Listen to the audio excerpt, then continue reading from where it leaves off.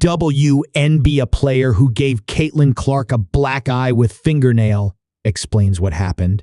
I didn't know.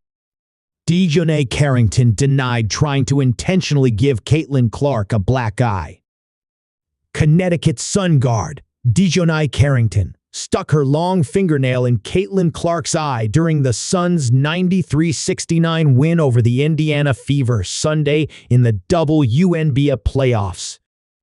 Carrington struck Clark while trying to block a pass from Clark in the first quarter. Slow-motion footage showed Carrington bending her hand while coming down from the block attempt, pointing her nails in Clark's face. No foul was called on the play. Carrington denied intentionally trying to give Clark a black eye while talking to reporters Tuesday. "I don't even know why I would intend to hit anybody in the eye," Carrington said. "That doesn't even make sense to me. But no, I didn't. I didn't know I hit her, actually.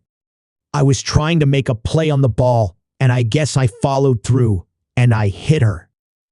So, obviously, it's never intentional. That's not even like the type of player that I am." Later on in the game, Carrington was seen laughing with Sun teammate Marina Mabrey. Carrington said they were not laughing about giving Clark the black eye. "I can't laugh about something I didn't know happened," Carrington said. Clark agreed she didn't believe Carrington purposely hit her in the eye while talking to reporters Tuesday. "It wasn't intentional by any means. You just watched the play. It wasn't intentional," Clark said. Carrington has a history of antagonizing Clark and her fans in the past.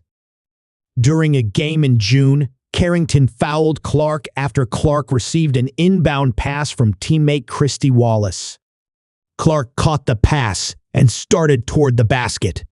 Carrington was late getting to Clark due to a screen by Alia Boston, and she bumped Clark.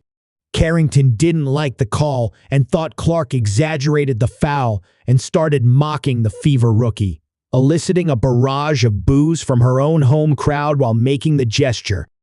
After the game, Carrington wrote a hostile message on X that said, "But I'm a racist, jealous, sea monkey, hating a bee who needs to go back to Africa when I do it, huh? Plesses. Like I said, this is basketball." Carrington then responded to a random X user who wrote, "If races were reversed, Carrington would have been ejected." The WNBA player wrote BFFR BFing for real, Paul. Later that month, Carrington made another post on X, saying Clark should do more to speak out about people using her name for racism and other forms of prejudice. Dog. How one cannot be bothered by their name being used to justify racism, bigotry, misogyny, xenophobia, homophobia, and the intersectionalities of them all is nuts, Carrington wrote. "We all see the S. We all have a platform. We all have a voice, and they all hold weight. Silence is a luxury." On Aug. 28, after the Fever defeated the Sun 84-80 in Indiana, Carrington posted on XA, criticizing the Indiana fans. "The Indiana Fever have the nastiest fans in the W. You," Carrington wrote. Carrington's eye poking was the latest controversial physical incident involving Clark and WNBA opponents this year. Chicago Sky player Diamond DeShields sent Clark flying across the floor for a foul that was later upgraded to a flagrant foul Aug. 30. After the game, DeShields posted a screenshot of her notifications list on Instagram, which included a string of hateful comments. Clark took an infamous illegal hip check from Sky forward Chennedy Carter June 1. Carter refused to answer questions about the incident at a post-game press conference, but used her social media to criticize Clark. Angel Reese, a Sky rookie and Clark's longtime college rival, struck Clark in the head with her arm while trying to block a pass during a game June 16.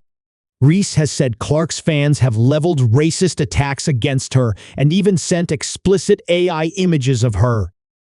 Former NBA All-Star Joakim Noah suggested the Fever look to address the issue by signing a player who can dish punishment back at opponents who are too physical with Clark. If I was the owner of the Indiana Fever, I would get a real enforcer in there to protect her, Noah told Fox News Digital earlier this month. Sometimes I feel like she is getting hit because she is a very talented person.